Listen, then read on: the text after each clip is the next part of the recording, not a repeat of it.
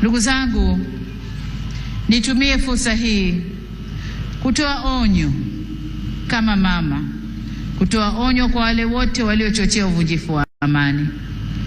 Na nawataka watambue kuwa vurugu na uvunjifu wa amani huishia kupimana nguvu na uwezo wa kujihami, ila mazungumzo huzaa mshikamano.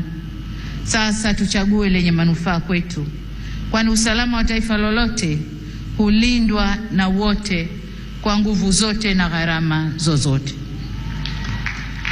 Ndugu viongozi na ndugu wananchi, kama kawaida kwa nchi zenye mfumo wa kidemokrasia hualika waangalizi wa uchaguzi kutoka jumuiya za kimataifa na kikanda kuja kushuhudia mchakato wa uchaguzi.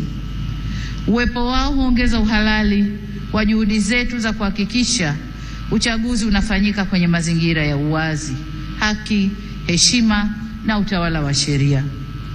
Kwa muktadha huu, tunazishukuru jumuiya zote zilizoleta waangalizi wa uchaguzi.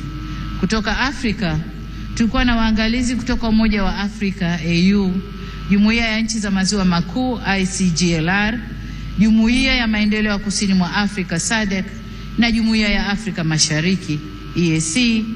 Pamoja na hao, tulikuwa na wengine kutoka maeneo mbalimbali ulimwenguni.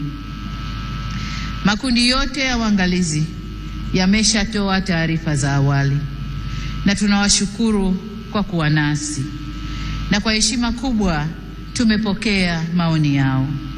Hata hivyo, kama alivyowahi kusema Rais wa awamu ya 3 ya Jamhuri ya Muungano wa Tanzania hayati Benjamin William Mkapa mwaka 2000 wakati akiapishwa kuwa rais, na hapa nanukuu kipande tu cha hotuba hiyo kinachosema: na washukuru watazamaji wa kimataifa kuja kushuhudia uchaguzi wetu ulivyofanyika.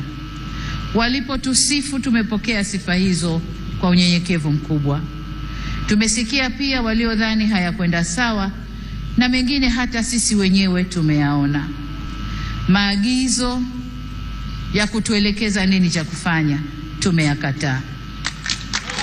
Ushauri wao tutauzingatia ili tufanye vizuri zaidi siku zijazo. Mwisho wa kunukuu. Ndugu wananchi, sifa moja ya mwanadamu ni kutokukamilika. Aliyekamilika kabisa bila kasoro yoyote ni Mwenyezi Mungu peke yake. Ndio maana katika shughuli au harakati za wanadamu tunaunganishwa na mawasiliano